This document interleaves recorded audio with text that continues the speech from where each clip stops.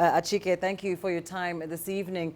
Now, U.S.-Africa relations took a turn for the worse under the previous administration, but it would appear that Blinken and Biden are trying to repair the damage, promising that the U.S. will do things differently, even when it comes to infrastructure deals in Africa.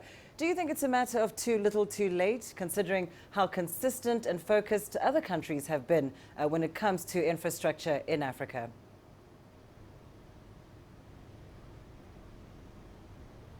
Well, I think the United States left the party too early, and then others came in and then have been busy in Africa since then, and then they have gone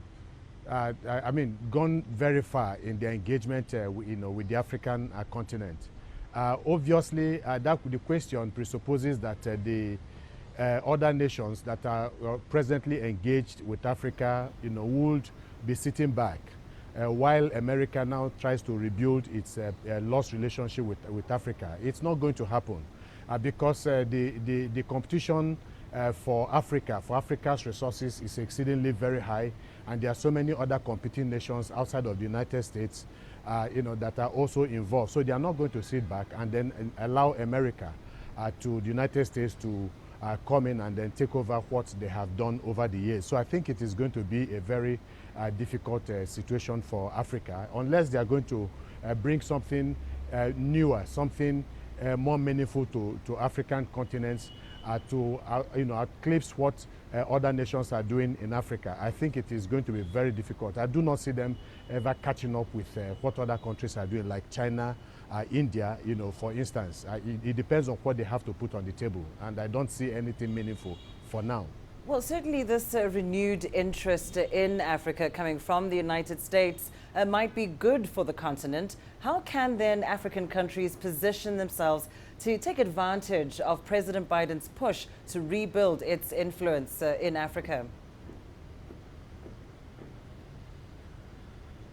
Well, I think the major advantage that Africa has is that Africa has become the beautiful bride.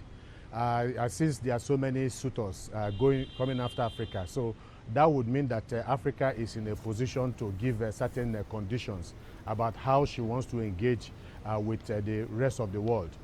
So I think that is what I expect. What do the Americans have to offer? Is it better than what other countries have been offering in terms of loan, in terms of infrastructure, and other things that they have been doing within the African continent? And what are the conditionalities for these things they are going to give? Is it the same kind of conditionalities that make things difficult for the African continent, or they are going to be very flexible with these conditionalities? So it will depend. Of course, Africa continues to be a magnet for other countries in the world. The resources in Africa are just so much and needed everywhere. So I think Africa finds itself in a position to actually give some kind of condition to some of these countries if they want to deal with Africa, because it's easy if Africa gets its act right. They can play one country against the other to get the best out of the deal. Certainly a very interesting chess game, perhaps with the board in Africa's favor. Thank you so much, Achike Chude, joining us there from Lagos.